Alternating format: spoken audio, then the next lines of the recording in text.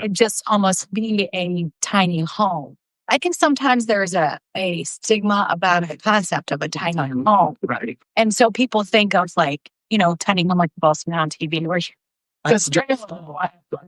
but a tiny home could simply be, if you think of an apartment, a small apartment, that could be someone that's a senior citizen, someone that has mental health issues, someone that has developmental disability, but is supported by their community in a smaller, unattached, so they're not disrupting other people. Maybe they're I mean, say one thing that we get the floor, man. So when you talk about tiny homes, how many people are familiar with the Sears catalog, right? From back in the day, Sears, it wasn't just clothes and stuff. You could buy houses once upon a time in the Sears catalog. You can Google these, find them online.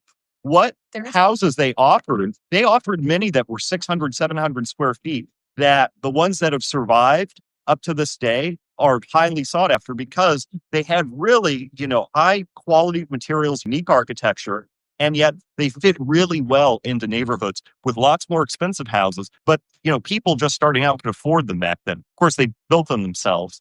But the idea is you can do that with a small floor plate for what we're calling kind of tiny home, where I'm saying, in my mind, 600, 750 square feet. Not what we see on those HGTV shows where it's like, I'm going to build this little cabinet into a house with, 5 bedrooms. I want to make absolutely clear that's not what in our industry we're talking about with tiny homes.